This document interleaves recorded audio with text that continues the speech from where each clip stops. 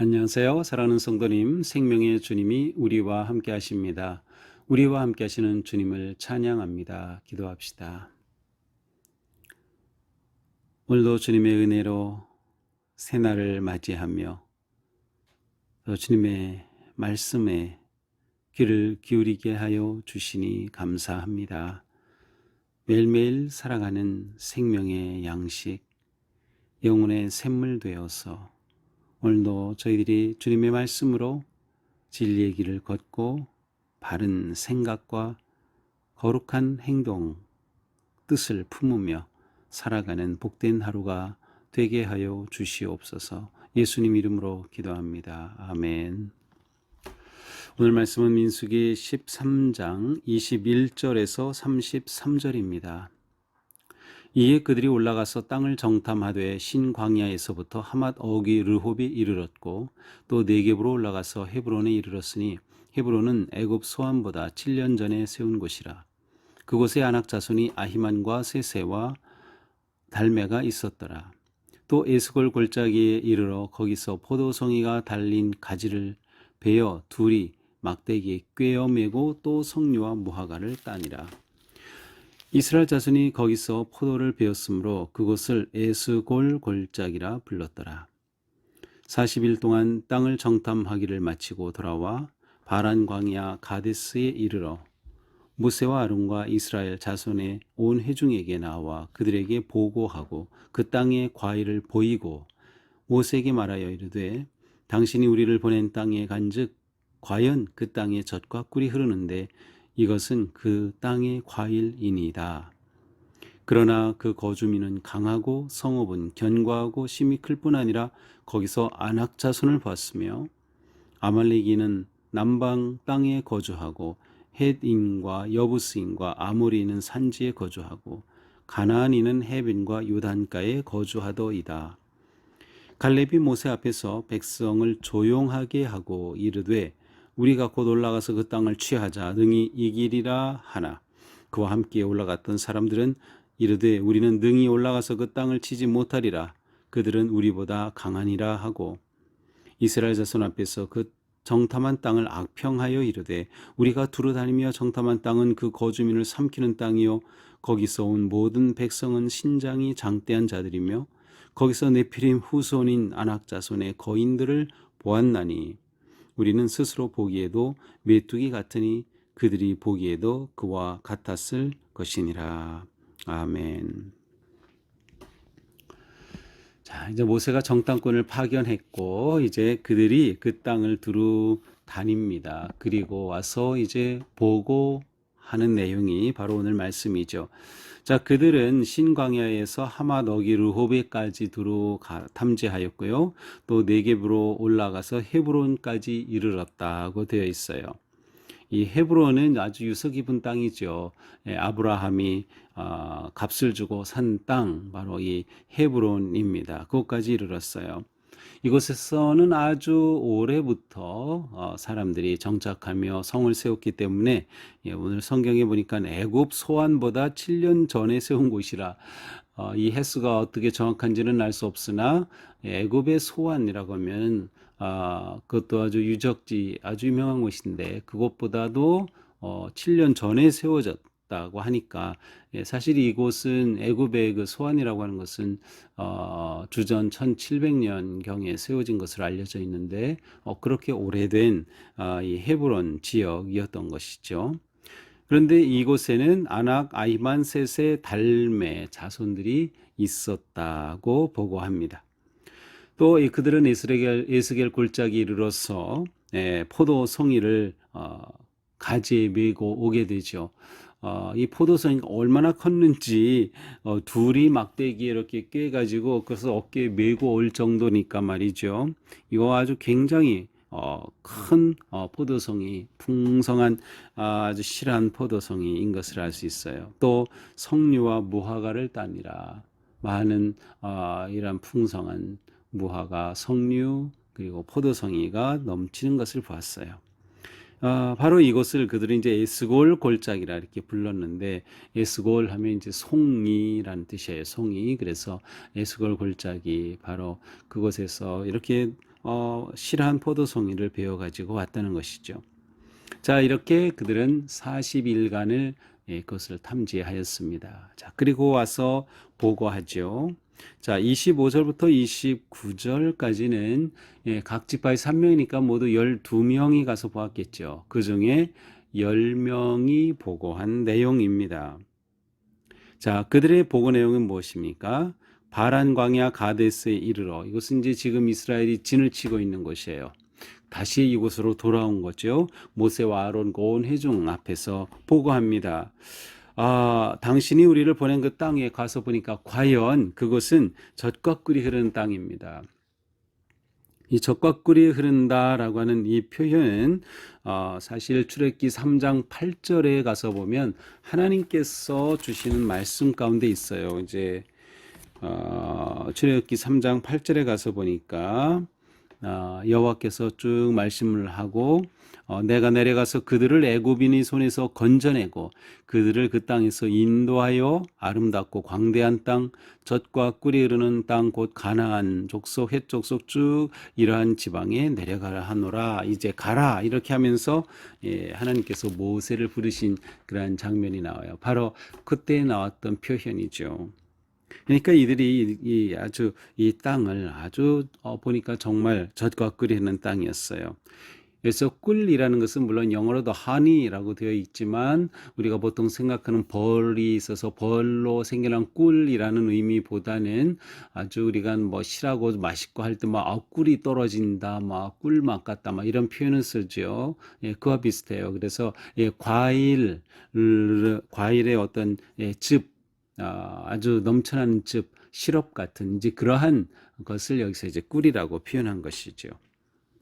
여기까지는 좋았어요. 그런데 계속 보고하기를 그러나로 시작합니다. 그러나 그곳 가보니까 그 거주민은 강하고, 자, 모세가 이들을 보낼 때 무엇을 보라고 했어요? 그 땅을 정탐하라.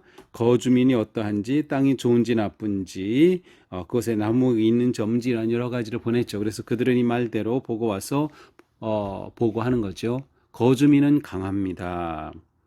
성읍은 견고합니다.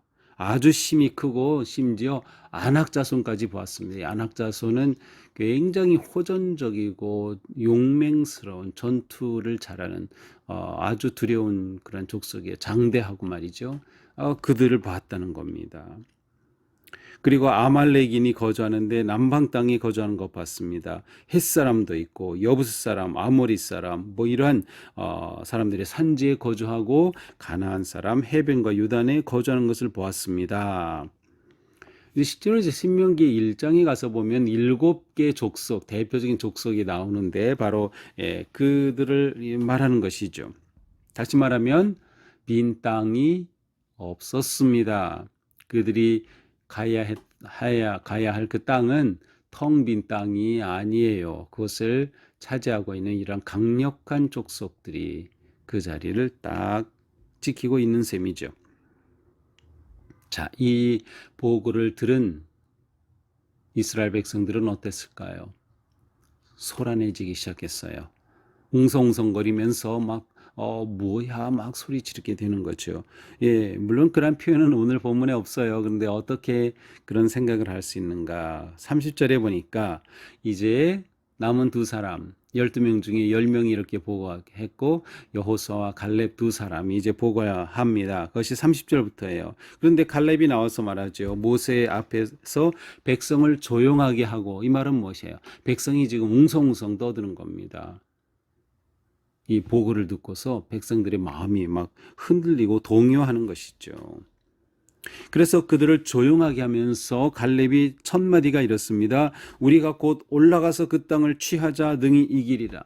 우리가 곧 올라가서 취하자 능히 이기리라. 지금 백성들의 마음이 흔들리고 있는 것을 본 거죠. 그래서 우리가 올라가자 이렇게 아주 강하고 긍정적으로 보고하는 것입니다. 그러자 앞에 보고했던 10명이 말하는 것 이렇게 말합니다. 우리는 능히 올라가서 그 백성을 칠 수 없다. 우리 올라갈 수 없어. 그들은 우리보다 강하다. 이렇게 말하는 거예요. 그러면서 아까는 그것이 젖과 꿀이 흐르는 땅이라고 했잖아요. 그런데 이제는 악평을 하는 겁니다.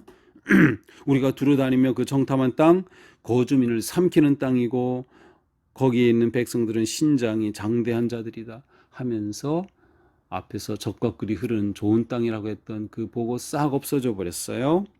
그리고 그 땅은 아주 나쁜 땅이라고 악평을 하고 있습니다. 심지어 거기서 네피림 후손 아낙 자손도 보았다고 말합니다. 이 거인 족속입니다. 아주 가나안에서 두려워할 그러한 족속들이요. 그들도 봤다는 거예요.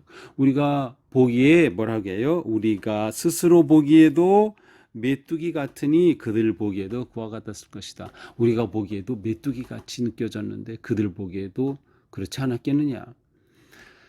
이렇게 또 다른 10명이 아주 부정적인 보고를 합니다. 이제 오늘 본문은 여기까지예요. 물론 이제 내일 본문 꼭 읽어보세요. 이 말을 듣고 백성들이 어떻게 됐을까요? 낙담하죠. 통곡하죠. 그래서 이제 내일 보게 될 14장 1절까지 보면 온 회중이 소리 높여 부르짖고 밤새도록 통곡하면서 이 광야에서 죽었으면 낫지 아니 우리를 여기까지 끌어내 가지고 하면서 막 원망하는 그런 모습을 봅니다. 하나님에 대해서 하나님께서 그들을 이렇게 이끌어내시고 인도해 주셨는데 하나님에 대해서 그들이 아주 원망하는 그러한 반응을 보이게 되죠. 자, 오늘 말씀을 보면서 우리는 정탐꾼의 두 가지 서로 다른 보고를 봅니다. 자, 본 것은 똑같았어요. 그렇죠? 그런데 보고가 달랐습니다. 그리고 보고한 그 내용은 사실 그대로입니다. 그러니까 10명의 정탐꾼이 보고한 내용이 잘못된 말은 아니에요. 그 땅에 대해서 보고한 것 그대로입니다. 거기는 안악 자손이 있다, 장대한 자손들이 있다. 이거 다 사실 그대로입니다. 그런데 문제는 무엇이죠? 이렇게 보고하는 서로 상반된 결과가 나온 이유입니다. 10명은 악평하고 우리는 올라갈 수 없다, 싸울 수 없다, 이길 수 없다라고 한 반면에 갈렙 그리고 여호수아는 곧 올라가서 차지하자, 올라가자라고 긍정적으로 말하고 있어요. 다 긍정적이고 부정적인 이 두 가지의 반응, 보고의 차이점은 무엇일까요? 바로 이 정탐꾼들이 가지고 있었던 생각의 틀입니다. 보는 관점의 차이입니다. 이게 굉장히 중요합니다. 우리가 신앙생활 한다고 할 때 우리는 신앙의 눈을 가지고 보아야 하고요. 신앙의 눈으로 보는 그러한 틀을 가지고 있어야 합니다. 그것에 따라서 부정적이고 긍정적인 것이 달라지기 때문이죠.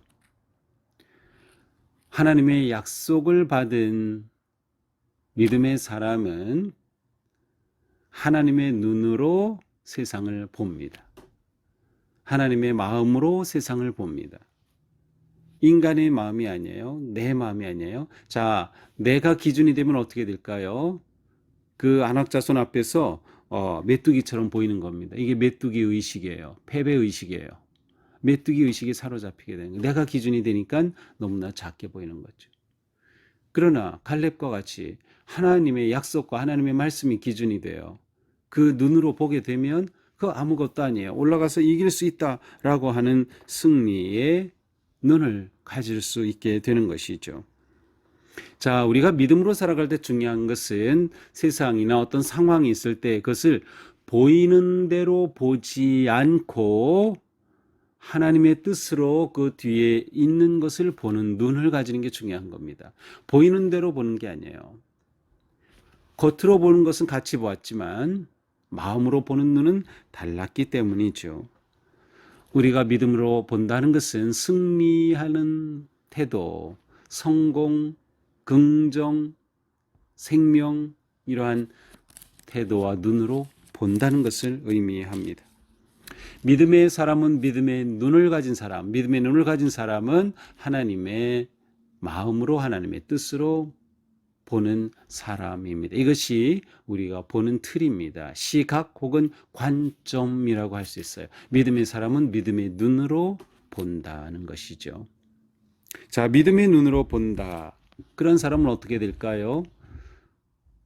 다수의 의견에 흔들리지 않습니다. 왜냐하면 믿음의 눈으로 보기 때문에 믿음의 눈이 없는 사람들이 아무리 많다 하더라도 그것 때문에 흔들리지 않는 것이죠. 우리가 믿음의 사람이 된다는 것은 또한 하나님의 마음과 눈으로 보는 것이죠. 모든 상황을 하나님의 마음과 눈으로 보여요. 그렇게 되면 사람의 보는 것과 완전히 다른 거예요. 메뚜기 의식이 아니죠. 메뚜기 의식이 아니라 하나님의 승리와 영광의 의식으로 보게 되는 것이죠. 여기에는 하나님의 약속에 대한 온전한 신뢰와 믿음이 있습니다. 하나님은 우리에게 선하고 좋은 것을 주신다. 그것을 약속해 주셨다. 여호수아와 갈렙은 그 땅을 보면서 그렇게 느꼈을 것입니다. 똑같은 것을 보면서 두 사람은 야, 하나님이 주신 이 땅을 봐라. 얼마나 놀랍냐. 빨리 올라가서 차지하자. 이랬고 다른 10사람은 똑같은 곳을 보면서도 메뚜기 의식으로 봤기 때문에 야, 좋긴 좋아. 그런데 우리 못 올라가. 차지할 수 없어. 우린 너무 약해. 라고 하는 정반대의 모습을 보일 수밖에 없었던 것이죠. 중요한 것은 하나님의 약속을 신뢰하는 것이, 하나님의 약속은 하나님이 이루시는 거다. 우리가 순종하기만 하면, 우리가 믿음을 가지면 우리는 이루어갈 수 있다. 확신이 있을 때 바로 보는 눈이 달라지는 것을 알 수 있습니다. 자, 우리가 믿음의 눈을 가지게 되면 위기의 때에 오히려 더욱 빛납니다. 믿음의 삶은 위기 속에서 더 빛나게 돼 있어요. 그래서 우리 삶에 어려움이 왔을 때, 위기 또 시련이 올 때, 그때 믿음이 발휘되어야 합니다. 그때 믿음의 눈을 가져야 합니다. 그냥 보이는 대로 보지 말고 그 뒤에 담긴 하나님의 뜻과 섭리와 계획을 보는 눈을 가질 때 우리는 그 믿음의 눈으로 승리하며 하나님의 뜻을 성취하는 그러한 복된 성도가 될 것입니다. 오늘 하루 우리 사는 동안에도 우리의 눈이, 믿음의 눈이 열려지면 좋겠습니다. 믿음의 관점으로 모든 것을 보면 좋겠어요. 그래서 지혜롭고 현명하게 선택하고 판단하고 결정하면서 아름답고 거룩한 복된 삶을 세워가는 우리 모두가 되기를 축복합니다. 기도합시다. 주님, 저희에게 믿음의 눈을 주시옵소서. 하나님의 뜻과 마음으로 보게 하여 주시옵소서. 어려움과 위기와 두려움 상황 속에서도 우리의 눈이 하나님을 보고 하나님의 약속을 신뢰하며 믿음의 눈을 가져 넉넉히 이겨낼 수 있도록, 담대하게 나아갈 수 있도록 인도하여 주시옵소서. 우리의 삶이 온전히 주님 은혜 안에서 서게 하시고 주님 거룩하심 앞에 아름답게 서서 희망하며 약속 이루실 것을 기대하며 담대히 나아가는 우리들이 되게 하여 주옵소서. 예수님 이름으로 기도합니다. 아멘. 네, 오늘도 주님의 은혜 안에서 우리의 삶이 긍정적이고 더 밝고 가능성 있는 것들을 바라보면서 승리하기를 축복합니다. 사랑합니다.